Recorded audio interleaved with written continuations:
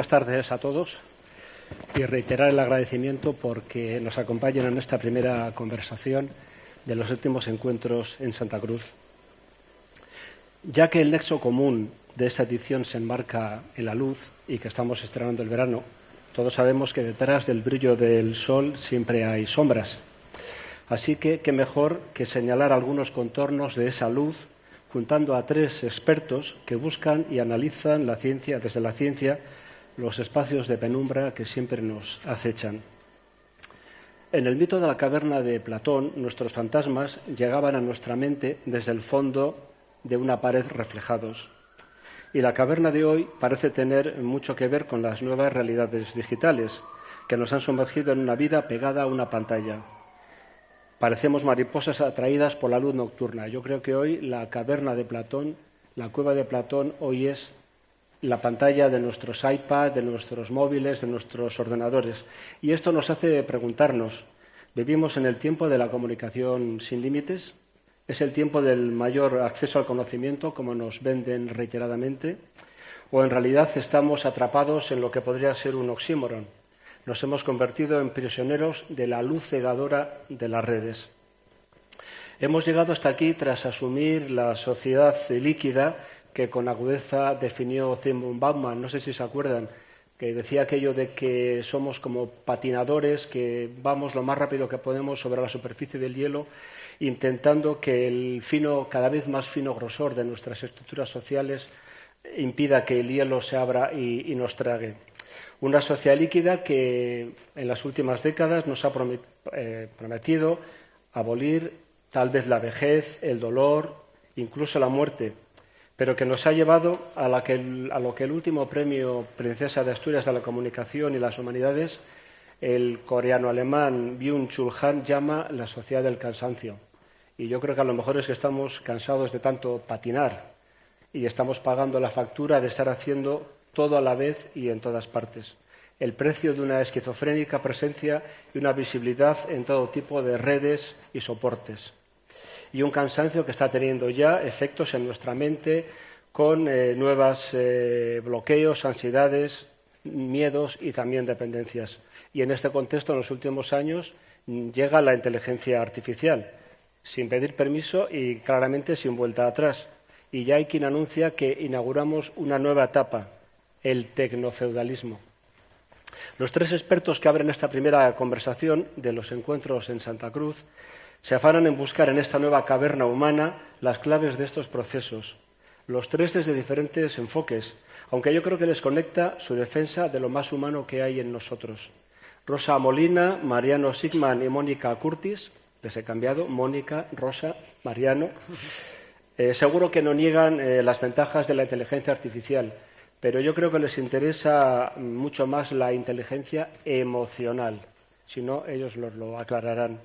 Y yo creo que también coinciden en un esfuerzo importante en divulgar y llegar al mayor número de personas a través de charlas como esta y también una gran presencia en grupos de trabajo, redes y grupos de investigación en las universidades.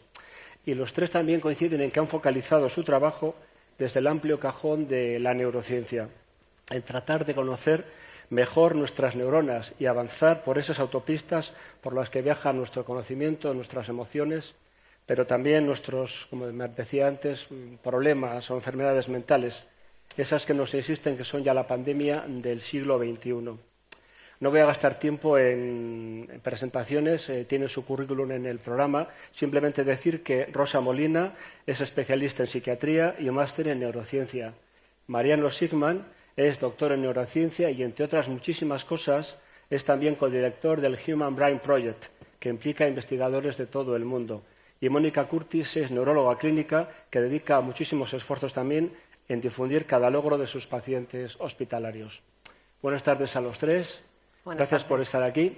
Y yo, un poco arrancando con esa metáfora que decía al principio de la caverna de Platón, quería añadir una segunda metáfora. A mí se me ocurre pensar que nuestro cerebro, aunque físicamente abarcable en sus dimensiones, su peso, etcétera, parece también una especie de, podríamos decir, nuestro propio universo, en el sentido de que cuanto más avanzamos en su conocimiento, aparecen nuevos frentes que nos hacen dudar de lo que sabemos realmente. Y quería un poco pues, soltarles esta primera idea para que nos reflexionen sobre en qué fase les parece que estamos en nuestra capacidad de conocer mejor nuestro fondo de armario mental. ¿Cuánto hemos descifrado? ¿Cuánto falta por descifrar? Si es que algún día llegaremos a saber o acercarnos a ese 100% de conocimiento. Cualquiera puede empezar. Y quitarse luego la vez o añadir. Ahora estamos siendo muy respetuosos, luego nos interrumpiremos. Luego nos vas a tener que cortar. Bueno, esta es tuya, Mariano.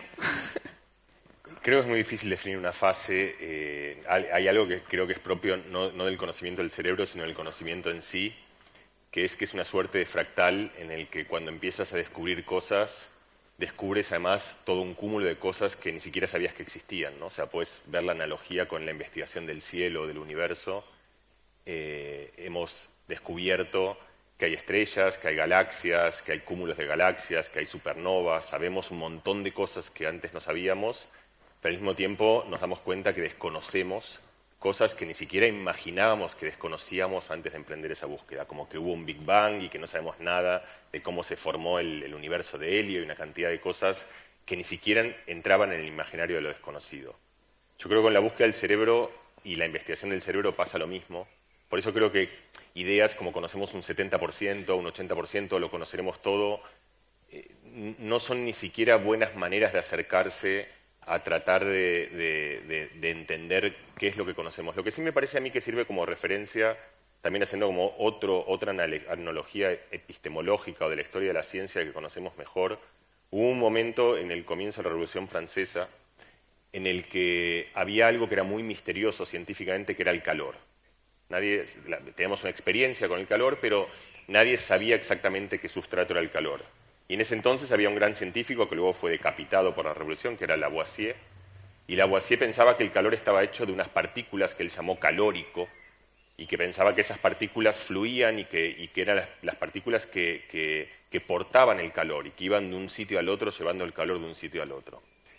Hoy sabemos que esa idea es errónea respecto a la física que tenemos. El calor es un estado de la materia en movimiento que da temperatura.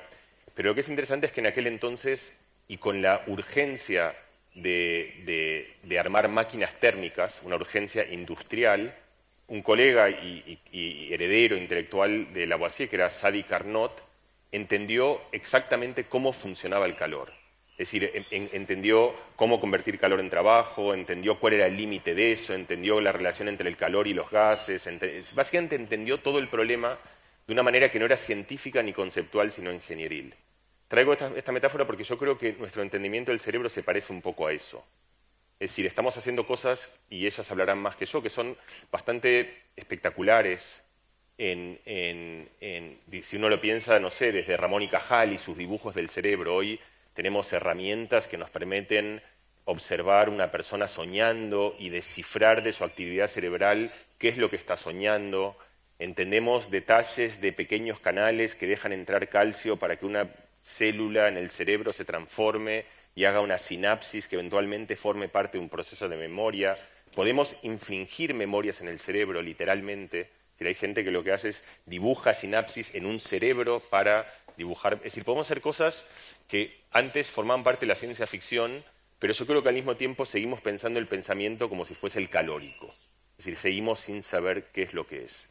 Entonces yo creo que hay en los últimos 40, 50 años de la neurociencia un avance enorme en nuestra capacidad ingenieril de manipularlo, de entenderlo. Lamentablemente menos con la enfermedad. Todavía creo que es algo donde hay una enorme resistencia de poder usar eso para mejorar algún tipo de enfermedades neurológicas, sobre todo.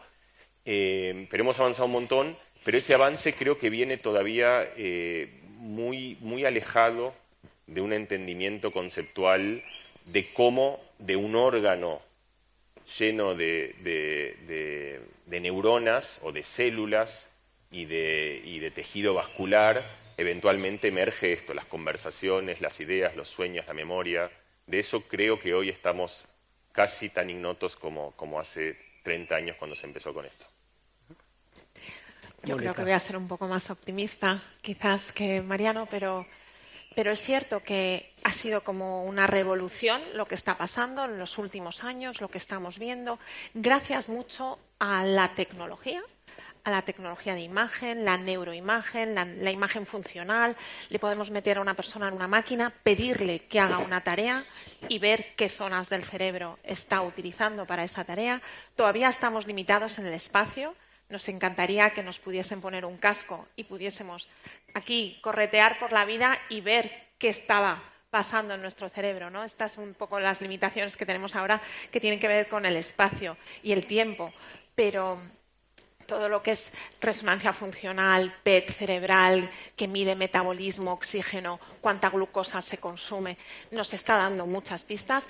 También que se esté por fin estudiando la neurociencia, que hay muchísimos laboratorios dedicándose a qué necesitamos para hacer esto. Todo tareas, os diré, muy sencillitas de cómo se hace, esto es lo que hacemos en las máquinas, ¿eh? ¿Cómo hacemos esto? ¿Qué se ilumina cuando movemos este brazo? Pero de ahí construyendo, pues poquito a poco, conseguir nuestros legos para luego ir teniendo esa foto más grande, que yo creo que, como bien han explicado antes, no nos la podemos ni imaginar, ¿no? Pero bueno, estamos avanzando. Desde luego, cuando yo empecé a estudiar, y yo creo que vosotros también, teníamos clarísimo, aquí está esa zona que piensa, aquí atrás es la zona de la visión, y luego está la zona del... Y todo estaba como súper delimitadito, como los mapas, ¿no? Francia, España... Y ahora, vamos, vamos, tenemos todo son redes cerebrales, nuestro cerebro está todo prácticamente ocupándose de casi todo lo que hacemos. Hay zonas más importantes que otras, nodos que son particularmente especiales, ¿no? Y cuando eso enferma, por ejemplo, pues afecta nuestra capacidad para movernos o nuestra capacidad para acordarnos de las cosas, etcétera. Pero verdaderamente somos un conjunto de redes cerebrales que además están en continuo cambio, con lo cual complica más las cosas. Pero dicho todo esto, yo creo que bueno, estamos avanzando poco a poco y sobre todo que tenemos que cuestionarnos a cada paso y no tomar nada como dicho, sino como que tenemos que seguir cuestionando. ¿Qué te parece, Rosa? Bueno, yo voy a ponerme al otro lado, claro, que es lo que me toca, porque además estando aquí una neuróloga y una psiquiatra y sabiendo la tradición que hay entre nuestras especialidades, ¿no? Conforme se iba avanzando en la neurociencia y se iban sabiendo las cosas, el campo pasaba a los neurólogos y todo lo que dependía un poco más de lo abstracto nos lo quedábamos los psiquiatras. Véase, ejemplo, epilepsia, que antes casi se consideraban posesiones demoníacas, pues en la demencia, donde se ha avanzado muchísimo, ahora lo llevan los neurólogos, antes lo llevábamos más los psiquiatras, ¿no? Bueno, luego ya los neuropsiquiatras. En fin, parece que la psiquiatría estamos en ese campo donde todavía hay mucha incertidumbre, donde se introduce una de las grandes complejidades, ¿no? Del ser humano, que es la conciencia, donde está el gran debate. Yo he puesto alguna vez alguna metáfora cuando divulgo en redes que digo, ¿cómo avanza la tecnología, ¿no? A toda velocidad. Y entonces salen como técnicas súper sofisticadas, el robot Da Vinci operando, haciendo cirugías complejas, y entonces yo pongo un vídeo de la psiquiatría. Digo, la psiquiatría con la evolución, y sale como un hombre pedaleando, moviendo una montaña rusa casera que ha montado en su casa. Digo, la psiquiatría todavía estamos un poquito así, porque claro, una cosa es la investigación y otra cosa es trasladar esto a la práctica clínica. Y ahí es verdad que pese a todos los estudios de neuroimagen que hay, de neuroimagen estructural, neuroimagen funcional, todavía no tenemos cosas patognomónicas que nos permitan decir esta neuroimagen corresponde a alguien con esquizofrenia, esta neuroimagen corresponde a alguien con trastorno bipolar. No lo tenemos. Tenemos esta parte de lo complejo que tiene que ver con lo interpersonal, con lo relacional, con lo que aparece en ese espacio intersubjetivo cuando dialogamos, porque nuestro cerebro es neuroplástico y conforme vamos hablando y vamos construyendo nuestras propias realidades con nuestros bagajes, nuestras experiencias, todo esto va modulando y cambiando nuestro cerebro, con lo cual yo entiendo que captar esto es dificilísimo, ¿no? También añado que con respecto al cerebro, yo de broma entre los neurólogos digo que los psiquiatras, ese pastel, ¿no?, de la antigua frenología, si pudiéramos dividir el cerebro con sus funciones, yo digo que los psiquiatras nos quedamos con el sistema límbico, el de las emociones, y el córtex prefrontal, que es el que pone orden, es el que madura más tarde. Yo le llamo la maricondo cerebral porque es el que pone orden en el cerebro, es el que se ha asociado a la capacidad de planificación, ¿no?, de organización, pero también el que se ha asociado a la moral, a la ética y a la conciencia. Y yo estas regiones cerebrales, alejándonos un poco de esa antigua frenología, las veo como si fueran las clavijas de la guitarra, ¿no?, o las manos de la guitarra que tocan la música, y ahí hay mucha subjetividad. Porque igual las cuerdas de la guitarra nos dan el sonido, nos dan lo motor, nos dan la conducta más primaria, más básica, esa que sí que es medible y es, digamos, identificable. Pero ya la mano introduce una subjetividad y nos da una melodía que no es la misma para cada guitarra ni para cada músico, ¿no? Y yo creo que ahí está la psiquiatría, un poco en esta parte, pues todavía más subjetiva y que creo que andamos todavía bastante lejos. No sé si la inteligencia artificial terminará de revolucionar nuestro campo. Y en todas esas distancias llegaron las nuevas tecnologías para ayudar en las investigaciones, pero también para cambiarnos a la sociedad, ¿no? Google Maps ha sustituido a nuestra capacidad de orientarnos. Google en general parece que nos ha robado la memoria. Ya nadie se acuerda de la lista de teléfonos familiares que sabíamos antes porque das un botón y ya está. De alguna manera, quería preguntaros que en las últimas décadas, bueno, se ha producido una revolución. Creo que en alguno de los libros de Mariano, en El poder de las palabras, lo analizabas, ¿no? Una revolución equiparable al invento en su día de la escritura. Un invento que se remonta a miles de años y en 20 años hemos hecho algo que parece que resume o pulveriza todos los avances comunicativos de milenios atrás. Quería preguntaros si de alguna manera ya se puede medir en términos físicos cómo nos está afectando en estos 20-25 años de transformación de nuestra manera de relacionarnos con el mundo a la hora de analizar los avances y los conocimientos en todos los temas que tienen que ver con nuestro cerebro. Mantenemos el orden y... Como que si queréis yo lanzo una idea aquí y es una idea general que tiene que ver con la caverna que has mencionado al inicio y ahora introduces, dentro de una caverna metes la tecnología y curiosamente, pese a que la tecnología está revolucionándolo todo, lo que no ha cambiado tanto es el ser humano. Es decir, el por qué usamos esta tecnología, las motivaciones para el uso de estas tecnologías siguen siendo las mismas que hace 300 años. Es decir, generalmente relacionado con búsqueda de contacto social, ¿no? Búsqueda de validación, a veces búsqueda de control. En fin, podríamos enumerar una serie de aspectos que tienen que ver con nuestras motivaciones inherentes al ser humano que no han cambiado tanto. Y por último decir, y abro puerta también, relacionado un poquito esto de las tecnologías con el fenotipo extendido, ¿no? que ha divulgado Richard Dawkins, tanto en cuanto a esta tecnología de alguna manera sería algo externo a nosotros, pero que nos da también una ventaja evolutiva, ¿no? Igual que a una araña, su tela de araña es externa a la araña, pero en realidad tiene un papel reproductivo y de supervivencia, aunque sea externo a ella. Yo creo que la tecnología, de alguna manera, podría tener un papel similar. No sé qué opináis. Yo creo que sin duda, y es un poco lo que nosotros si pensáis en el cerebro, pensar en el alfabeto, ¿no? Tenemos tantas letras y con esas letras podemos hablar y crear palabras. Con el cerebro pasa igual, es algo constreñido a un espacio con unas neuronas tantas millones como hay, pero con eso tenemos que pensar, caminar, hablar, memorizar, etcétera. Ciertamente, si tenemos esa capacidad de no tener que almacenar cosas, porque lo podemos hacer en nuestro teléfono móvil, deja espacio, esto es así, deja espacio en nuestro disco duro para hacer otras cosas, con lo cual no es necesariamente negativo. El tema siempre es pues los equilibrios, los justos equilibrios, pero sí que ya os digo, nos da más capacidad para usar esas letras para hacer otras cosas que pueden ser pues conectar, crear, la flexibilidad mental, que es una cosa que estamos desarrollando muchísimo y los chavales de hoy son capaces de ir de una cosa a otra continuamente porque lo han ejercitado mucho, mientras que su capacidad de atención pues es cada vez más corta, la de todos es cada vez más corta, con lo cual vamos perdiendo una cosa, ganando en otra, pero bueno, ahí está, Y yo creo que los cambios físicos se están demostrando.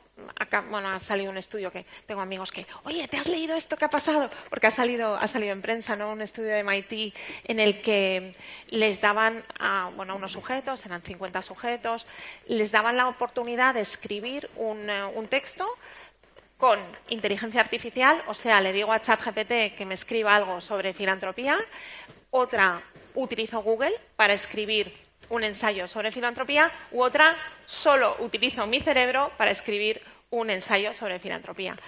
¿Y qué ha pasado en ese cerebro? Se ha medido con electroencefalograma, que son estas pegatinas que ponemos en el cerebro que nos recogen la actividad neuronal. Y bueno, se ha visto que quien solo usaba su cerebro, pues verdaderamente tenía muchas más conexiones y mucha más actividad alfa, que decimos. Pero la calidad, y se interpreta de esta forma, ¿no? Como que estamos perdiendo, ¿no?, capacidad de conectar. Esto es cierto. Por otro lado, la lectura es que estaban muy bien los ensayos, los de todos, incluido el de ChatGPT. Entonces, pues hay que plantearse hasta qué punto pues puedo utilizar ChatGPT para hacer algo que a mí no me gusta o que está muy bien así, y puedo usar mi cerebro para otras cosas, ¿eh? Bueno, yo lo lanzo ahí para no demonizar a la IA, que a lo mejor también nos puede ahorrar mucho esfuerzo para dedicarlo a otra cosa, ¿eh? No para convertirnos en vagos, pero para utilizarlo para otra cosa. Bueno, yo voy a intentar ahora navegar entre estas dos posturas de la persistencia de lo humano en el advenimiento de cualquier tecnología y estas tecnologías que eventualmente nos dan sitio para hacer otras cosas, que ha sido históricamente el origen de la tecnología también. Es decir, desde que hemos aprendido a no gastar todo nuestro tiempo en recoger alimentos, hemos tenido tiempo para hacer otras herramientas y para escribir y para pensar. Entonces es muy cierta la idea de que la tecnología da libertad de aquello que uno se ocupaba y se ocupa la tecnología. Era una idea muy vieja también de los antiguos griegos, que tiene esta idea de la polis, el oikos, donde en el oikos se hacían todos los menesteres obligatorios y rutinarios, que eran una aspiración para luego poder ir a la polis, a la plaza pública, la universidad pública, donde se conversaba, donde se pensaba, donde se reflexionaba, donde se ejercían las amistades. Y entonces uno puede imaginar una especie de escenario utópico en el cual hay una especie de idilio de la tecnología que ocupa todos esos menesteres y que nos permite a nosotros ocuparnos de aquellas cosas que, entre comillas, podrían ser como profunda o idiosincráticamente humanas. Pero yo creo que esta mirada es un poco naif, en realidad, y aquí es donde quiero volver como un poco a lo que traías tú. También es una idea muy vieja la de que la tecnología entumece aquello que reemplaza, ¿no? Esto Marshall McLuhan lo decía, lo escribió mucho tiempo y él se advirtió todo esto que está pasando ahora. Y entonces creo que un concepto muy importante en esta idea de luces y sombras, pensando cuál es la luz y cuál es la sombra, es que hay tecnologías que nos extienden y tecnologías que nos reemplazan, ¿no? Y cuando tú tienes una tecnología que te reemplaza en el sentido de que no resuelve cosas que tú quieres resolver, sino que resuelve cosas que quiere ella o él resolver, y donde tú dejas de tener esa intención, tus deseos, tus anhelos, lo que tú quieres hacer, se pone en riesgo lo que yo creo que es lo humano. Y esto es lo que yo creo que está pasando y es lo más peligroso de la inteligencia artificial, que es que estamos perdiendo nuestra voz, nuestro anhelo, y hay algunas revoluciones tecnológicas que sí cambian las aspiraciones humanas. El ejemplo que tú has dado del navegador a mí me parece que es bueno y relevante. En algún momento, casi todos los que estamos aquí, supimos navegar por las ciudades, supimos ir a un sitio sin tener que... Eventualmente buscábamos un mapa y teníamos dos referencias, pero aún teníamos esa idea de la inteligencia que traía Piaget de que sabemos qué hacer cuando no sabemos qué hacer, sabemos resolver ese problema. Ahora nos hemos vuelto todos como una especie de casi esclavos de Google Maps o de Waze, lo usamos incluso para ir a lugares donde sabemos ir. Hay una generación que sin eso no es que no sabe ir, es que no sabe qué preguntar para ir a un sitio, es decir, se ha entumecido completamente. Pero lo que quiero traer es que cuando tú le pides a Waze un camino, o a Google Maps, da igual, o a un navegador, le estás pidiendo dos cosas que son bien distintas, pero que uno en general no las distingue. Una es que optimice un problema. Tú le digas, vale, yo quiero ir por el camino más rápido, ¿cuál es el camino más rápido? Y ahí es una tecnología que te está asistiendo, te está extendiendo. Tú le has dado tu problema, quiero llegar pronto, dame el camino por el cual quiero ir pronto. Pero muchas veces tú no quieres ir por el camino más rápido. Quieres ir por el camino más bonito, quieres ir por el camino que pasa cerca de la casa de tus abuelos, quieres ir por el camino que no molestas a otra gente, quieres esquivar. Y cuando tú le dices a Maps que te dé un camino, no solo estás pidiendo que optimice un tipo de camino, sino que elija por ti cuál es el camino que tú quieres caminar. Y esta misma idea se extiende a casi todo el otro uso de las tecnologías, y en particular con GPT es particularmente peligroso porque directamente empieza a ejercer tu voz, es decir, empieza a elegir el tipo de humor que tú quieres tener, el tipo de estilo que tú quieres tener, el tipo de corrección o de... Y entonces uno pierde ahí, creo, justamente ahí es donde creo que se pone en riesgo, que es que perdemos aquello que en última instancia es lo que más nos define, esa idea de la mano que dibuja nuestra propia expresión, nuestro propio trazo, nuestra propia voluntad, nuestra propia intención. Y yo creo que ese es como un lugar para estar muy atento. Y te diría que si yo pienso cuál es el lugar más peligroso hoy de la inteligencia artificial, no es los miedos cinematográficos de máquinas muy grandes, verdes, que vendrán a comernos, sino justamente que los niños y niñas crezcan hoy en un nicho en el cual pierden registro de su propio deseo y de su propia voz. Es decir, en el cual justamente les han reemplazado el anhelo, les han reemplazado algo que es tan profundo, y en ese mundo ahí creo que sí, eventualmente empezaremos a ser nosotros un poco en un caballo de Troya, no por la fuerza, sino por nuestras propias debilidades, súbditos de algoritmos que nos manejan. Yo no quiero traer aquí un pozo de oscuridad, que ahora digo, me doy cuenta cuando dijiste voy a ser más optimista, pero justamente porque creo que no lo hay, creo que tenemos una oportunidad de no hacerlo, pero creo que ese es el riesgo más grande. El riesgo es perder nuestra voz. Ya les dije que estaban más interesados en la inteligencia emocional que en la inteligencia artificial. Yo quería un poco seguir transitando este camino que nos ha abierto Mariano, porque la gran paradoja es esa, ¿no? En el mundo de la hipercomunicación, en la capacidad de acceder a cualquier persona en cualquier lugar del mundo ya en tiempo real, y cada vez percibimos a nuestro alrededor personas que se sienten aisladas. Pienso que porque quizás lo que nos define como humanos es el contacto físico, que es ahora uno puede ver en una plaza sentado a 4 muchachos o 6 y ninguno está hablando con el otro, o están hablando enviándose mensajes. Es decir, corremos el riesgo podemos estar a punto de desincronizar lo que más nos convierte humanos, que es el contacto físico.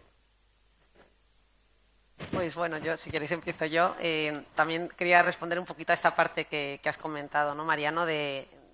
Solo como cierre, estas paradojas, ¿no?, que efectivamente nos introduce la inteligencia artificial y la tecnología, ¿no? A día de hoy estamos, continuamente con el móvil y con la tecnología, pero es el mismo dispositivo que utilizamos, un sitio donde desconectar, ¿no? A ver dónde me voy un fin de semana de desconexión del móvil. O eso, utilizamos la inteligencia artificial y las tecnologías para ir más rápido y tener más tiempo, pero paradójicamente terminamos trabajando más. A día de hoy no hemos demostrado que tengamos mayor estado de bienestar. Y así podríamos seguir, ¿no?, enumerando distintas paradojas. Has mencionado también un tema una visión un poco oscura. Yo, a tono de broma, te diré que el otro día hicieron un estudio reciente que decía que la gente más o menos estamos ahí en la mediana edad, ¿no?, que los que estamos, digamos, activos laboralmente éramos mucho más pesimistas con respecto al futuro de los más jóvenes. Sin embargo, los jóvenes eran optimistas y los mayores también. La hipótesis era que posiblemente los mayores habían pasado por situaciones muy difíciles y pensaban, bueno, la nueva generación lo resolverá. Y los jóvenes, muy conocedores del sistema, también deben ser más optimistas y piensan, ya nos apañaremos, ¿no? A mí esto me pasa con los estudiantes de medicina, que digo, oye, ¿cómo podéis concentraros? Porque yo antes como estudiante era me planificaba 15 minutos y 15 minutos de rendimiento con resultados, ¿no? Digo, pero ahora con el móvil, y entonces me contestan, no, yo el móvil lo hago desaparecer, o sea, yo me voy a la biblioteca, pero el móvil se queda en casa. Digo, claro, ellos buscan sus propias soluciones, ¿no? Bueno, dicho esto, que me voy por los cerros de Úbeda, también con respecto al tema del contacto físico, efectivamente, yo creo que la inteligencia artificial, el gran debate, ¿no?, una de las grandes preguntas es si la inteligencia artificial, ya sabéis que ahora hay terapeutas formados en terapia cognitivo-conductual, en terapia psicoanalítica, o sea, y bueno, ya hay chatbots que la gente le pregunta, ¿no?, ¿qué puedo hacer si me siento así o asá? Y además lo sorprendente es que además de que lo hacen muy bien, la inteligencia artificial empatiza. Y empatiza, yo me atrevería a decir, más tiempo que lo hace el médico, porque yo digo, mira, yo a las 3 de la tarde viene una urgencia y ya mi capacidad de empatía empieza a tambalearse. Como encima tengo que ir a recoger a mis hijos, el cortisol empieza a subir y aquello, ¿no?, pues te disregulas un poquito. Entonces, la inteligencia artificial creo que empatiza, es verdad, podríamos demostrar que es incluso capaz de superarnos, pero hay cosas en las que no nos supera, y aquí ya pongo yo el otro, ¿no?, el peso al otro lado. Creo que no nos supera en ese contacto físico que tú has mencionado, ese contacto físico que nos lleva a decir, oye, que yo vivo la misma realidad que tú vives. Es decir, yo necesito a un otro que me comprenda, que empatice conmigo, pero que viva en mi misma realidad y que además me dé su mirada y su presencia. Y esto, a día de hoy, la inteligencia artificial, aunque empatice, no nos lo da. Y con esto abro debate y os la paso a vosotros. Yo creo que, por supuesto, lo que comentas, creo que tampoco hemos dicho, pero la brecha tecnológica, antes que hablabas de la soledad, la brecha tecnológica que sufren muchos mayores. o muchas personas con minusvalía, que no son, que por mucho que hablamos y que luego hay un artículo que sale para personas con baja visión o con baja audición, estas personas muchas veces se quedan descolgadas, ¿no?, de todo esto que nos está arrasando. Por supuesto, las personas más mayores. Todo eso está pasando y eso hay que tenerlo en cuenta porque aísla. Al final, la inteligencia artificial no está jugando a nuestro favor, sino todo lo contrario. Y eso creo que hay que tenerlo en la cabeza. Y luego, bueno, por supuesto que en medicina, en mi campo, nosotros estamos utilizando inteligencia artificial yo me dedico a la enfermedad de Parkinson, a los trastornos del movimiento, pues precisamente para diagnosticar este tipo de enfermedades. Te pones un reloj, va a medir tus pasos, tus no pasos, la agilidad que tienes con las manos, cómo gesticulas, y a lo mejor nos va a ayudar a diagnosticar las enfermedades antes, poder intervenir antes. Por supuesto, fenomenal, a nuestro favor. Por otro lado, este tema de la sustitución va a hacer muchas cosas mejor que nosotros, interpretar imágenes. Los dermatólogos van a seguir teniendo que interpretar lo que les dice la inteligencia artificial, pero una imagen, la inteligencia artificial tiene ya pues un armario más grande de lo que pueda caber en este parque, de todas las imágenes que tiene almacenadas que no caben en nuestra memoria. Entonces, no nos van a reemplazar. Creo que tenemos que seguir, sobre todo, cuestionándonos cómo legislar, hacer que todo el uso sea ético y que sea, como decís, a nuestro favor. Y yo casi a lo mejor quería lanzaros una cosa que antes me venía a la cabeza cuando hablabas, Mariano, cuando decías esto de, pues vamos a un sitio aunque sepamos cómo ir. Y yo creo que nos cuestiona mucho nuestra confianza. La inteligencia artificial la confianza es algo vital para todas las personas, creer en sí mismos, y al final pues acabas dudando y dices, bueno, Google Maps lo va a hacer mejor que yo. Y esto puede pasar en todos los campos. Y creo que el peligro es que pase con los más jóvenes, ¿no?, hoy.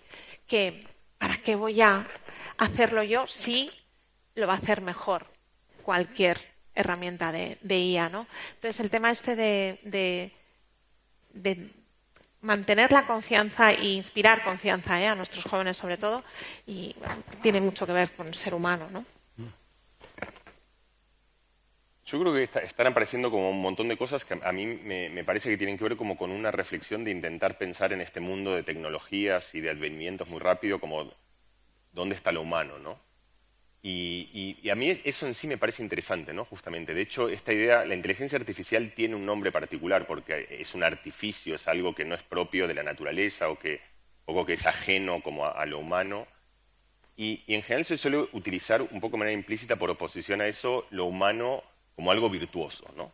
Cuando tú dices le falta humanismo, de hecho, yo creo que está bien revisar ese adjetivo.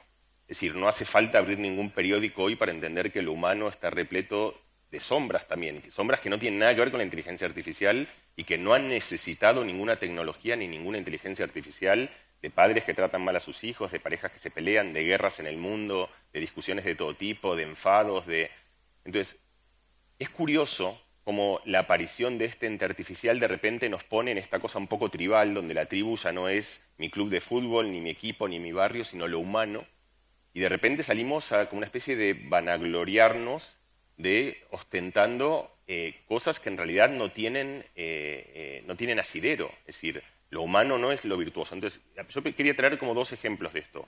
Uno es, y lo debes conocer, a mí me impresionó mucho una fundación, se llama la Fundación Lundbeck, que hizo algunos estudios que a mí me parecieron bastante virtuosos. Uno de ellos le pidió esto cuando recién empezaban las inteligencias artificiales generativas, que lo que hacen es, tú le das un texto y te hacen un dibujo con eso, y le pidió que haga una imagen de un señor conduciendo un autobús, y la imagen era una imagen de un señor conduciendo un autobús, y luego le pidió una imagen de un esquizofrénico conduciendo un autobús. Y esa imagen era un señor con todos los pelos de punta, parados, muy agresivo, una persona que te daba miedo, una persona que intimidaba mucho, y corrígeme si lo digo mal, pero creo que esa es una muy mala imagen de un esquizofrénico. Un esquizofrénico no es una persona esencialmente que le hace mucho daño a los demás, sino que sufre y la pasa mal porque tiene alucinaciones, porque tiene confusiones, porque tiene brotes psicóticos. Entonces, frente a eso, uno puede decir, bueno, la reacción está, qué inhumana que es esta inteligencia artificial, o al revés, lo contrario, decir, qué inhumanos que somos los humanos, porque ese dibujo de que un esquizofrénico es una persona intimidante Es una especie de promedio de todas las intuiciones humanas, donde nosotros justamente se nos da bastante bien hostigar a la persona más débil y a la persona que la está pasando mal, empezarle a atribuirle una agencia deliberada de maldades y otro tipo de cosas. Entonces, a mí me parece la inteligencia artificial y en general la tecnología justamente nos da una opción de revisar cosas que salen a flote solamente en el momento en el que las vemos en ese espejo. Y frente a eso hay como dos actitudes. Una, que es una actitud que ha sido siempre en la filosofía de la moral, que es tirarle piedras a la inteligencia artificial, o tirarle piedras a Cristo, o tirarle piedras al que sea, pensando que uno está inmaculado y que no tiene ninguno de esos defectos, o al revés, pensar y tratar de entender cómo eso nos convierte a nosotros en mejores personas. Y la segunda cosa que quería decir, que a mí me llegó con esto, decías de la mirada y de la mano y de lo... es como un lugar que a mí siempre me ha interpelado mucho también. Nosotros creo que tenemos una idea errada. ¿Sabes cómo? Esta pregunta es la misma que si tú mandas, de hecho esto se ha hecho, una cápsula al espacio en el que quieres dejar un registro de lo humano, ¿no? Por si alguien lo ve, ¿no? ¿Qué mandarías? De hecho esto se ha hecho y lo que la gente manda son las canciones de los Beatles, alguna obra de Shakespeare, una composición de Mozart. Es decir, nosotros pensamos que lo más extraordinario que hacemos nosotros como especie son estas construcciones que tienen algo de emoción, pero que son cognitivas y que tienen que ver como con la creatividad. Y es curioso porque nadie mandaría una imagen de una madre acariciando a su hijo, ni de dos personas abrazándose, ni de una hablándole al oído lentamente a la otra. Y lo que tú traías, que es lo que a mí me interpela también, es que quizás, y yo creo que otra vez en este espejo está apareciendo, entenderemos que lo que pensábamos como lo más extraordinario de lo humano quizá no lo sea. Y eso es lo que se llama paradoja de Moravec. El ejemplo clásico de eso es, por ejemplo, durante mucho tiempo se pensó que jugar al ajedrez era una cosa épica de la inteligencia humana, hoy lo hace cualquier teléfono. Pero lo que un teléfono no puede hacer es agarrar una pieza suavemente, levantarla y apoyarla o darle un peón de una persona a la otra. Y de hecho, tan es así esto, que algunos habréis visto esto, hay unas cosas que se llaman los captchas, que son estas imágenes en internet que aparecen para que tú digas que eres una persona, que son, por ejemplo, ¿dónde están los semáforos? ¿Sabes? Que esa todos la odiamos porque no sabes... Y además los que somos ciclistas, está peor porque no sabemos lo que son los semáforos, o sea, no... Pero ahora hay algunos, que algunos de vosotros habéis visto, que es uno que dice no soy un robot, que muchos veo que sí, ¿no? Y uno no entiende, porque ese es como... Un robot dirá, yo no soy un robot, o sea, no es tan difícil. Pero la razón por la que eso funciona es que lo que eso detecta, y es el último residuo de lo humano, es la manera en la cual nos acercamos a algo. Lo que está midiendo esa computadora no es que aprietas el botón, sino la velocidad, justamente el gesto motor, la motricidad y el trazo, con lo que escribes, con lo que pintas, con lo que de alguna manera dejas tus dudas, cuando estás convencido de que vas a ir, el tiempo que tardas en pensarlo. Y esa es una idea que también, a mí me emociona, que es una idea que está en el pináculo de la tecnología, pero es una idea muy antigua. Había un filósofo griego que era Anaxágoras que dijo, o sea, que él dijo como lo esencial de la condición humana no está en nuestra capacidad de hablar, en nuestra capacidad de escribir, está en nuestra capacidad de gesticular la mano. De ahí vienen las herramientas, la combinatoria, el director de orquesta que le da el tono preciso y específico para que la obra sea su obra y no una obra electrónica, el pintor que aprieta un poquito más o un poquito menos, y de repente aparece lo humano no en lo simbólico, no en los textos, no en las notas, no en la melodía, sino en la manera precisa de ejercer nuestra mano. Y en el fallar. Porque justo pensando un poco, ¿no?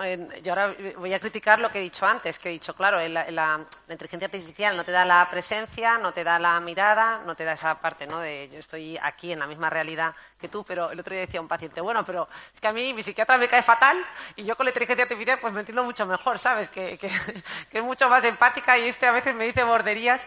Bueno, pues eso, al final los médicos también fallamos, también lo hacemos mal, pero es que en el fallo también hay reparación. Y es que necesitamos de un fallo, es decir, una máquina perfecta, que la IA, como decía antes, sea capaz de empatizar todo el tiempo y nunca se canse, y que también nos puede decir cosas negativas, por supuesto, ojo, pero no falla. Entonces, ese fallo, tiene un efecto, ¿no?, reparador. Así que, bueno, por añadir esa otra parte, ¿no?, que a veces no se ve. Siguiendo con paradojas, somos lo que conversamos, pero también somos como conversamos.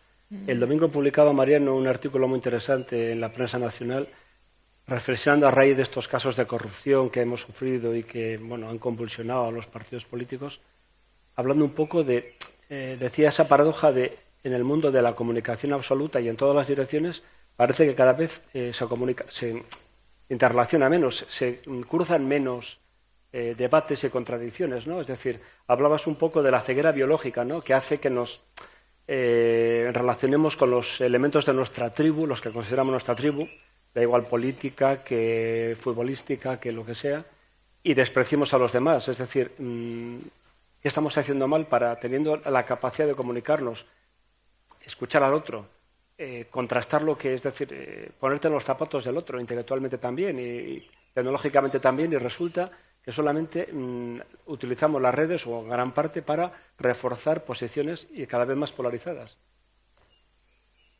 Eso, llevado a nuestros procesos mentales, ¿cómo se podría, no sé si corregir, mejorar? O sea, yo aquí enlazaría un poco con la parte, ¿no?, que has hecho introductoria, has mencionado a Zygmunt Bauman, con la sociedad líquida, el amor líquido y todo lo relativo a esto.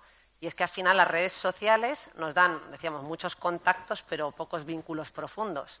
Porque, claro, el cerebro, ¿cuántos contactos puede manejar? Esto se ha estudiado, ¿no? Se ha propuesto, hay un número que se ha dicho que es el número de Dunbar, que básicamente tenemos como 5 contactos muy, muy, muy cercanos, entre 10, 15, pues cercanos en entorno familiar, 50 personas que pueden ser amigos y luego ya pues otros tantos que son conocidos.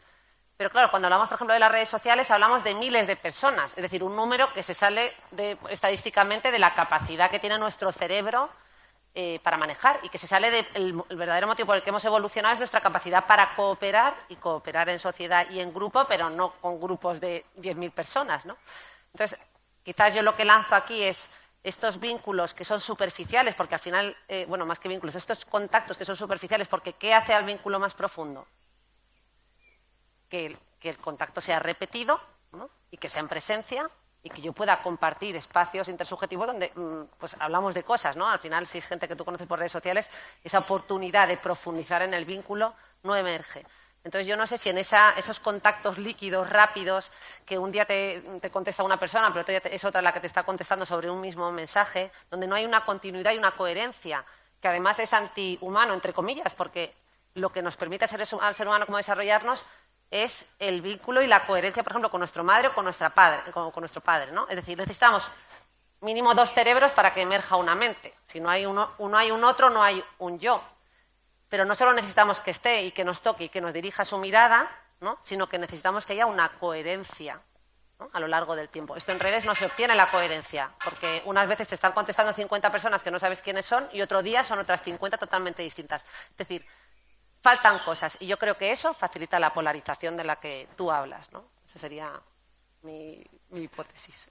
Bueno, yo creo que desde que el mundo es mundo y desde que el humano es humano tiende a, como decíamos antes, quedarse con los suyos, pero gracias a el mundo digital esto ahora es exponencial, porque los tuyos no son los de tu barrio, sino son los del mundo, gracias a poder tener miles de contactos, ¿no?, a través de un mensaje que leen miles y millones de personas. Entonces, pues los sectores son más grandes y, por tanto, estamos llegando a ese punto, ¿no?, de polarizar. Yo aquí pues volvería a hablar de que hay que reflexionar sobre esto. Evidentemente, hay que crear espacios de comunicación, hay que no quejarse, porque yo creo que a veces nos quedamos mucho como en la queja de es que esto es así y esto es un rollo, y todos estamos de acuerdo que esto es un rollo, pero pues habrá que remar en la otra dirección y remar todos juntos, porque hay mucha gente que quiere hacer las cosas bien y que es muy consciente de lo que le está enseñando su algoritmo, porque gracias a que yo miro los Beatles en mi teléfono 1, 2, 3 veces, pues cada vez que abro mi teléfono me va a decir canciones de los Beatles y no de, vamos a decir, los Bee Gees. Vamos, esto ya sí que creo que me pone fecha, sin duda. Pero o de zanfona, que me he enterado ahora lo que es, ¿no? O sea que bueno, pero quien se dedique a buscar sobre esto, pues evidentemente su algoritmo se lo va a seguir contando. Entonces, es el peligro, ¿no?, de que nos conduzcan los algoritmos en vez de nosotros a ellos, y tenemos que continuamente cuestionar. Conócete a ti mismo antes de que lo haga el algoritmo. Pero lo de espejo a mí me parece que es muy clave, porque a veces eso nos va a hacer de espejo de cuál es nuestra idea sobre la inteligencia artificial también. Pues tu idea de un enfermero o enfermera, pues siempre es femenino, y la inteligencia artificial te lo pinta como femenino. Bueno, pues también nos está contando, ¿no?, nuestros propios sesgos y nuestros prejuicios. Bueno, todos hemos oído que los grandes gurús de Silicon Valley a sus hijos les tienen apartados de lo que ellos han creado y lo que les ha hecho millonarios. ¿Cabe la vuelta atrás? ¿Cabe o solamente queda la actitud individual de decir, bueno, ser capaz de discriminar lo que es bueno y es malo de las redes? Yo soy pesimista, me da la sensación de que es muy difícil dar pasos para atrás, salvo que uno busque directamente el aislamiento, ¿no?, hacerse anacoreta del camino que llevamos. Pero ¿cabe la vuelta atrás? ¿Cabe replantear, bueno, el escenario tecnológico es el que es, utilizarlo de otra manera o mejor o más útil para todos? Yo creo que para mí este es un asunto clave y como todo, requiere una confluencia. Entraba justo. Me pareció que era justo que ameritaba el silencio. La polarización. Decía todo lo que yo quería decir de manera tanto más clara que está este chiste, ¿sabes? De que que en Estados Unidos inventan tecnología, que en China las reproducen o las clonan y que en Europa se regulan, ¿no? Y este chiste es un chiste que se dice un poco peyorativamente como refiriendo a cierta fricción o burocracia, pero yo creo que aquí no hay salida sin regulación a todo esto. Y me parece tan evidente, yo quiero traer una metáfora, porque la regulación, por supuesto, requiere es fricción y es muy difícil porque requiere acuerdos, que es algo que hoy cuesta mucho, pero tú cuando compras un coche hay muchas cosas que no puedes saber. Por ejemplo, tú no puedes saber si cuando el neumático esté a 1700 grados en una frenada va a dilatar o no va a dilatar, y tú no puedes evaluar. Entonces hay un organismo público, idealmente bien intencionado, revisado, evaluado, que revisa eso por ti y que revisa que el amortiguador también tenga cierta propiedad, que va a funcionar en el momento que tiene que funcionar, que son cosas en las cuales tú luego eliges qué coche quieres. Y eliges el color del coche, eliges si es pequeño o es grande, pero hay ciertos asuntos donde hay una falsa libertad de elección porque tú no estás en condiciones de resolver cosas que para que tú uses de buena manera son imperativas. Y eso pasa con cualquier medicamento, pasa con una construcción. Nadie construye un puente sin que haya alguien que revise que mínimamente eso no se va a caer, cosas que el que pide que se lo diseñen no puede evaluar tampoco.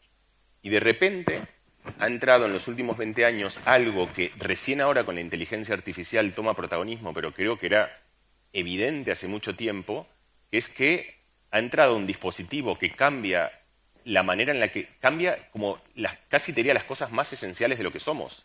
¿Con quién nos vinculamos? ¿Cómo nos vinculamos? ¿Cómo ligamos? ¿Qué comemos? ¿Qué compramos? ¿Qué películas vemos? ¿Cómo distribuimos nuestra atención? ¿Qué nos acordamos? Es decir, muchos de vosotros os acordaréis que tenías directores de cine que os gustaban. Uno ya no sabe, yo ya no sé quién son. Tengo más opciones que nunca, pero no elijo nada.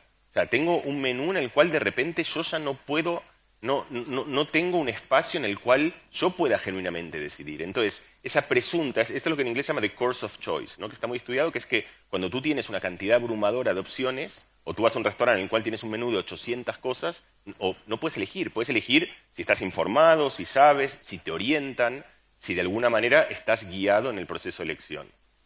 Yo creo que nos hemos metido sí, que ha habido algo en la entrada del mundo digital y de Internet que entró por una vía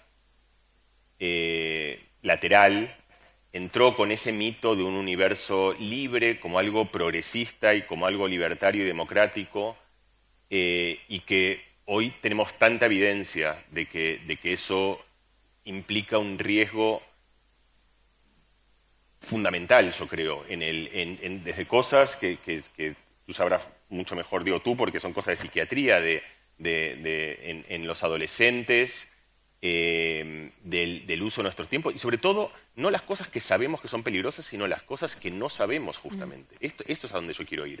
O sea, tú vas por el bosque y ves una seta, y esa seta no sabes si es venenosa o no, y no te la comes. Justamente no porque sepas que es venenosa, sino porque no sabes exactamente qué es lo que te puede hacer. La misma razón por la cual si hay un medicamento que tú todavía no sabes si tiene un efecto secundario o no, no lo puedes sacar a la vía pública. Yo, sin demonizar las redes sociales, no sabemos, como mínimo no sabemos qué es lo que van a hacer dentro de 20 años en la atención humana, en el pensamiento humano. ¿Cómo lanzamos un experimento de tal tamaño, de tal prevalencia en todos los niños y niñas del mundo que cambia de golpe todas las columnas estructurales sin que nadie haya tenido una pauta de cuándo se usa, en qué horarios, a qué edades, de qué manera, qué pueden usar y qué no pueden usar de ti? Yo creo que es que estamos a tiempo todavía de parar algo que yo pienso. Es decir, hay una cosa que es la autorregulación, que es la capacidad que tiene uno de parar ciertas cosas, pero esto excede holgadamente nuestra capacidad de regularlo. Entonces ahí es donde hace falta instituciones que digan, a esto no tienes derecho. Tú no tienes derecho al que te ha pedido que no le pongas todo esto, que te lo ponga. Voy a traer el último ejemplo que creo es bueno ponerlo sobre la mesa porque es difícil hablar, que es la pornografía. Es decir, casi todo el tráfico de Internet es de pornografía y casi todo ese tráfico es de adolescentes que aún no han tenido una relación sexual y que han visto todo. Y que como en cualquier adicción ya no hay nada que les alcance, porque han visto 1 con 1, 3 con 5, o sea, ya no pueden parar porque hay un proceso inflacionario en el cual eso no tiene que estar regulado. Puede ser que realmente puedas entrar a una página en la cual está toda la pornografía del mundo y que cualquier adolescente de cualquier país de los nuestros entre. A mí me parece un disparate, completamente un disparate. Y todo eso acabará en vuestras mesas de trabajo con pacientes con ese tipo de... Sin duda, sin duda. Hay un incremento importante de las consultas. Y yo creo que has puesto sobre la mesa pues esta paradoja de la elección, que es otra paradoja más que lanzamos hoy aquí, ¿no? Con tener todas estas opciones que nos dan las tecnologías. Y también has mencionado, de alguna manera, has hablado de la pornografía, que es una forma de estímulo supernormal, que este concepto lo ha divulgado también mucho el psiquiatra Pablo Malo, y que se refiere precisamente a que tantos estímulos, ya sea en pornografía o en cualquier otro campo, ¿no? Es decir, es una especie de subirle el volumen a los estímulos. Yo ahora tengo los niños pequeños, he ido a algún centro comercial, me dicen, no, vamos a ir a una sala de bowling, de bolos, y de repente entras y es estímulos por todos lados, luces, sonidos, premios. Juegas una partida a un juego de lanzarte la ficha de un lado para otro, solo jugar la partida y te salen 30 puntos que has ganado 30 puntos. O sea, es un estímulo amplificado para que tú quieras automáticamente jugar otra partida y conseguir más puntos para ir a conseguir tu premio. O sea, ahí es más o menos el mismo efecto, entre comillas, de manipulación que se hace a veces con las redes sociales, ¿no? Por eso yo creo que el gran reto está en trabajar en las nuevas generaciones. Quizás cuando uno piensa, ¿no? Yo esta pregunta me la he hecho, ¿cuál es digamos, la capacidad aventajada que necesitará esta generación, ¿no? Yo en la mía, por lo menos, era pues mecanografía, inglés, ¿no? Para poder relacionarte internacionalmente. Y yo digo, hombre, pues mis hijos ya lo del inglés, pues yo no sé si va a ser una ventaja, ¿no? Quizás la ventaja va a ser el pensamiento crítico en la sociedad que les ha tocado vivir.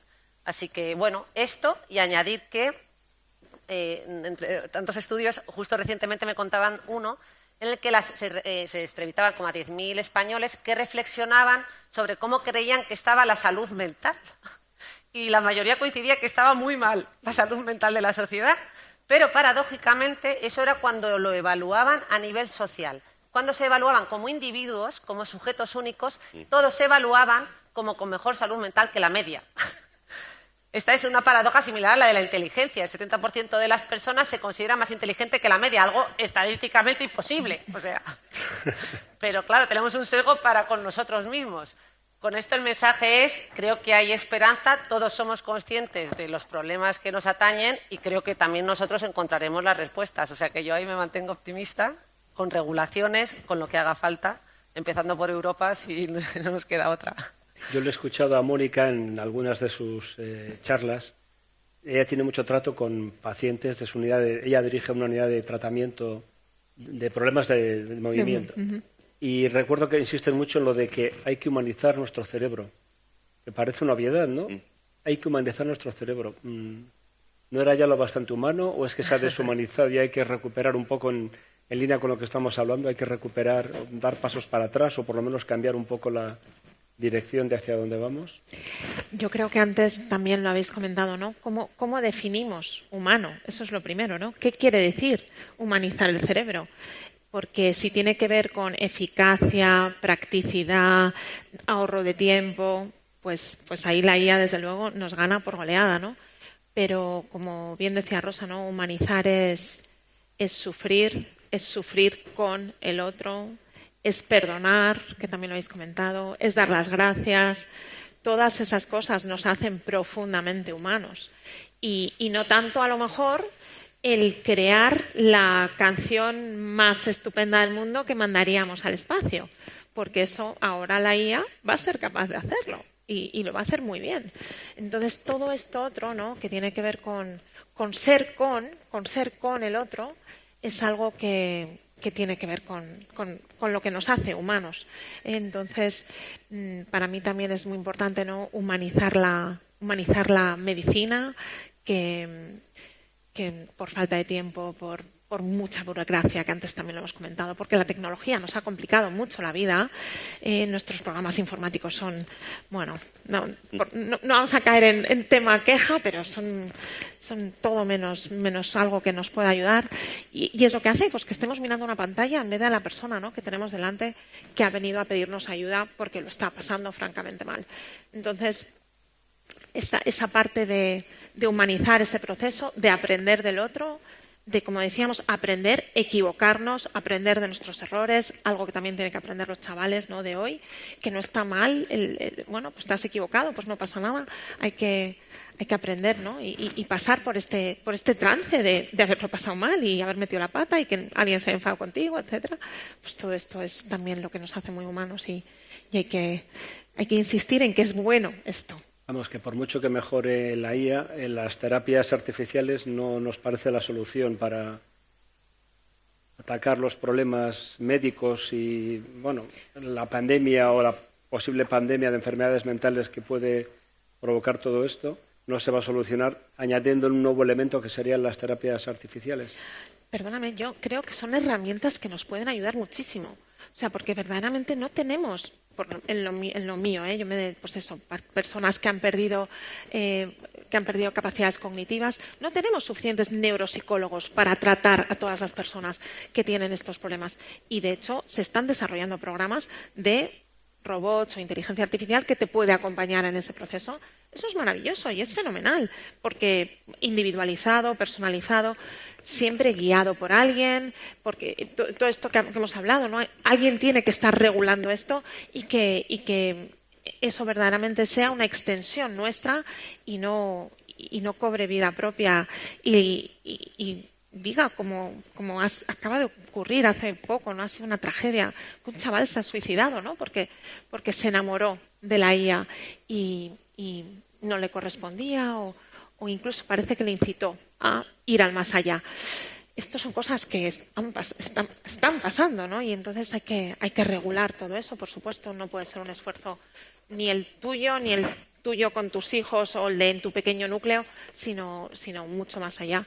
Y como habéis comentado, primero diagnosticar los posibles peligros y como todo, lo primero lo apruebas en unas cosas y luego vas viendo si lo sigues aprobando para otros grupos, como con los medicamentos, ¿eh? Primero se aprueban para Parkinson y luego, mira, pues es que también resulta que puede ayudar a las personas con enfermedad mental o con demencia, etcétera, ¿no?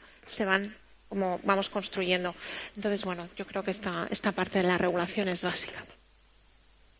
Me dicen que nos quedan unos minutos. Se han abierto muchos vértices en la conversación, muchos diferentes caminos. Probablemente a alguien del público se le ocurra alguna otra sugerencia, pregunta o aportación para que la comenten nuestros invitados. Así que es el tiempo de ustedes. ¿Alguien quiere preguntar algo? Por allá. Y aquí hay otra mano. Sí, buenas tardes. Ha sido muy interesante el coloquio de Rosa, de Mariano y de Mónica. Yo estoy más con Mariano. Creo que ahí hay un cartel que dice la sabiduría se edifica nuestra casa. Creo que la sabiduría no depende de los instrumentos, son dos cosas separadas. Es como el software y el hardware. Y creo que hay algo que es muy importante en la filosofía. Freud es importante, Marx es importante, pero sobre todo creo que aquí está Nietzsche, que es la voluntad de poder.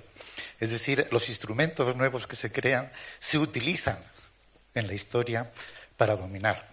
Y estamos delante de una dominación. Hay un tercero que está detrás de la pantalla de todo este conjunto digital que cada vez es más grande, que abarca ya al universo. Tenemos, no solo un estudiante tiene 1000 contactos, sino que la central, que sabemos más o menos dónde está, tiene millones de contactos, 1000 millones o 2000 millones.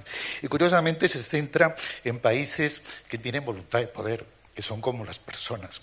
Y creo que vamos más por ahí, con la sabiduría histórica de la voluntad de poder definida por Nietzsche y por otros filósofos griegos. La sabiduría real no está en lo digital, no está en el hardware, no está en los conocimientos instrumentales que nos relacionan con unas máquinas, con unos teoremas, con una inteligencia artificial, que yo creo que en definitiva es la voluntad de poder tal y como definida por Nietzsche. ¿Qué piensan ustedes de ello? Da para una tesis, ¿eh? Os pido brevedad porque hay un par de ellas más y ya rematamos. Para alusiones. Bueno, por eso. Mariano ha sido el favorito. Me toca. Yo no entendí bien eso porque yo siento que tenemos mucho consenso en realidad. No siento que hayamos tenido... Hemos creo, ejercitado un poco un disenso casi provocativo pero y activo para darle... La esencia que ha emergido ha debido ser esa, porque esto se ha capturado ahí. Por eso, pero puede ser que uno amplifica pequeñas diferencias. Y respecto de lo de... Sí, de la idea de que detrás de la tecnología hay gente y de que creo que es una buena manera de pensar el problema. Creo que esta idea de pensar una suerte de batalla en el futuro entre una inteligencia artificial y los humanos, que forma parte de una narrativa imaginaria de la ficción y de las noticias malas de estos días, olvida una de las ideas que yo entiendo que está trayendo, que es que esa tecnología es una tecnología que está al servicio de alguien que tiene una voluntad y que quiere ejercer poder y que quiere eventualmente lograr algo con el uso de esa tecnología. Y creo que es una buena manera de pensarlo, que es efectivamente hay intereses económicos gigantes, desorbitados, y esto empezó en el comienzo de Internet. Hay algo interesante, creo, en la sociología económica, la historia de Internet, que como empieza con esta idea un poco de una especie de flujo libre, internacional, sin fronteras y además gratuito, porque el uso de Internet durante mucho tiempo fue gratuito, parecía y se leyó durante mucho tiempo como algo que no formaba parte del discurso económico tradicional. Muy rápidamente las empresas más grandes fueron las empresas de Internet y hoy las empresas de inteligencia artificial son estados, literalmente, es decir, el destino de las guerras, el destino de la geopolítica. Hay algo para mí interesante en esto que es... La película Oppenheimer, que fue muy vista hace 2 años, pone muy de manifiesto cómo la indagación científica de repente convierte a alguna gente que tiene acceso a una tecnología de manera muy singular en personajes que toman un protagonismo histórico en el destino del mundo, ¿no? Que eran estos 20, 25 físicos que conocían la ingeniería nuclear y que decidieron distribuirse uniformemente en la Unión Soviética y Estados Unidos para que el mundo quede en este estado de paridad. Yo creo que hay algo muy parecido también. Creo que el que tenga el control de la inteligencia artificial va a tener el control del mundo. No solo lo creo yo. El otro día con mis hijos fui a ver la película de Misión Imposible ¿cómo se llama? De Tom Cruise. Y opinan lo mismo. Ellos opinan que el que tenga el control. Y Tom Cruise es el héroe porque tiene esta idea que ahora entiendo que es nietzscheana, que él dice... porque él recupera esa tecnología, pero la CIA va contra él porque la CIA quería que Tom Cruise la recupere para dárselo a ella. Si Tom Cruise entiende que esa tecnología no la puede tener nadie, porque nadie puede manejar una bestia tan grande de manera... Y entonces hace algo parecido a lo que hicieron los físicos nucleares, que es la distribución homogéneamente. Había por ahí otra y otra aquí. Y creo que no nos da tiempo para más. Le pido brevedad, por favor, a los intervinientes. Sí, voy a ser muy breve. Simplemente es una pregunta muy sencilla. ¿Hasta qué punto la inteligencia artificial puede favorecernos o puede ponernos en el camino, evitando más el hacer y centrándonos más en el ser. Porque nos liberaría de un poco lo que tú decías antes. Yo me imagino un médico de cualquier tipo liberado de alguna manera de todos los informes, de todo esto, porque hay una inteligencia artificial que está escuchando, que está haciendo el informe, que está recibiendo, y te puedes dedicar solo al paciente, al ser, porque esa labor del hacer ya se dedica la inteligencia artificial a ello. Yo creo que igual por alusiones, para mí es evidente que eso es lo ideal. El problema es que ahora estamos viviendo que esa inteligencia artificial tiene que aprender y resulta que le tenemos que enseñar nosotros. Y entonces, al final, pues no solamente no nos quita tiempo, no nos da tiempo, sino que nos lo quita, porque le tenemos que enseñar. Pero bueno, es un paso que tenemos que pasar. Y yo creo que sí, yo creo que se puede utilizar así la inteligencia artificial como un estupendísimo secretaria que te ayuda en muchas cosas, pero es evidente que es algo mucho más grande que eso, ¿no? Y ya en el momento que es más grande que eso es donde entramos en estas sombras que estábamos comentando. Yo, por añadir, mencionaré que en algunos hospitales de Madrid ya se ha implementado la inteligencia artificial, en concreto en psiquiatría, paradójicamente, sorprendentemente, quizás uno de los campos en los que uno pensaría que es más difícil de implementar. Claro, ya están emergiendo, pues, claro, digamos, problemas éticos, ¿no? Véase, esa inteligencia artificial no está captando nada más que la voz, no está captando el contacto con esa persona, una persona que además tú conoces de manera repetida. Nosotros tenemos como una especie de también caja negra de capacidad para información que no somos capaces de poner en palabras, pero sí que intuitivamente sabemos cómo se encuentra el paciente. Y muchas veces nuestros pacientes vienen con ideas de suicidio que son repetidas, pero que a veces tienen un carácter crónico y que no tienen la intensidad ni la actividad como para que vayan a hacer algo en ese momento. Y quizás yo creo que la inteligencia artificial anda lejos de poder captar la sutileza y los matices de las cosas que se verbalizan en consulta. Con lo cual, aquí se abre pues un campo delicado, ¿no? Por lo menos en nuestra especialidad, que tiene este tipo de matices, que me parece que todavía tenemos mucho por hacer. No sé si algún día la inteligencia artificial podrá mirar a los ojos, hacer un escáner del lenguaje corporal de la persona, conocerla súper bien, saber cómo entra, cómo camina, cómo saluda, cómo se sienta, y todas estas cosas que nosotros captamos en tiempo real de una manera, ¿no?, muy rápida. La última intervención por ahí. Sí. Bueno, ahora le dan un micro. Bueno, una respuesta. Bueno, ha sido estupendo, lo de la mesa redonda. Una de las cosas que iba a comentar, él ya lo ha hecho Rosa. Yo creo que el ser humano no es solo mente, sino también es cuerpo y hay que verlo entero. Eso uno. Por eso creo que solo diagnosticar por imágenes no es así. Y ya una pregunta que no quiero extenderme. Para mí el ser humano es el ser que puede reflexionar sobre sí mismo, que puede mirarse cómo piensa, mirarse cómo reacciona, darse cuenta. Y os voy a preguntar, yo esto no lo sé, ¿la inteligencia artificial sabe hacer esto? Reflexionar sobre sí mismo. Y luego, por último, la sustitución de la inteligencia artificial de cosas que hacía el humano no hace que ahora esta mente tenga que ser entretenida solo, o sea, que la AI también se encarga de entretener a la mente humana. Eso es todo. Pues si queréis empiezo yo. Yo creo que nos ha lanzado una de las grandes preguntas, ¿no?, de la ciencia, en realidad, si tiene metaconciencia, si es capaz de reflexionar sobre sí mismo, y por esto mismo también nos podríamos preguntar si puede, por tanto, tener un trastorno mental, ¿no? Porque entonces, si tiene conciencia de sí mismo y es capaz de reflexionar sobre cómo me siento y por qué me siento triste y por qué me siento así, también podría tener un trastorno depresivo o una esquizofrenia. Lo cierto es que es simplemente un eco estadístico. Al final, la inteligencia artificial no tiene mente, no tiene autoconciencia y, por ende, no puede enfermar, aunque a veces sí, hayamos experimentado todos los que hayamos probado la inteligencia artificial, sabemos que es capaz de delirar y de tener alucinaciones, ¿no? En otros términos, no quizás como las que usamos en consulta, pero esto ocurre, pero sin mente. Y esa es mi respuesta breve.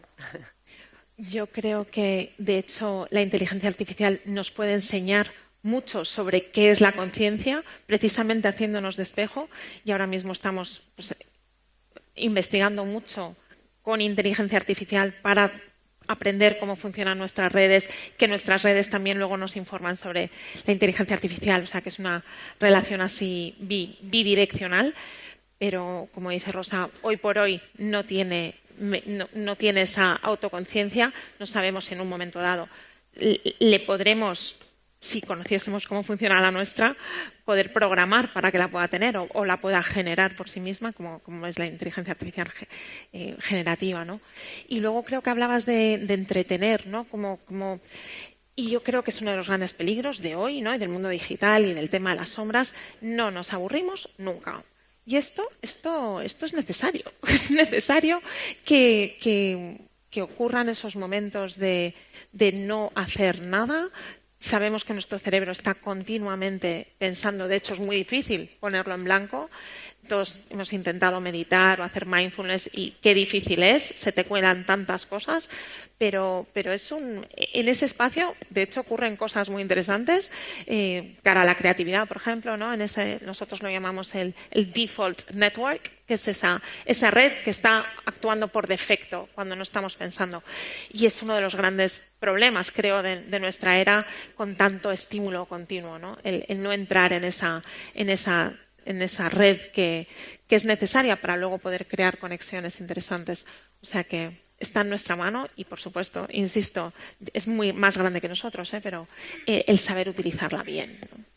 O sea que volvemos a esa frase de Pascal de hace 2 siglos, Mariano, de que el problema del ser humano, del hombre, es que no es capaz de estar una tarde entera en su habitación sin hacer nada. Sí.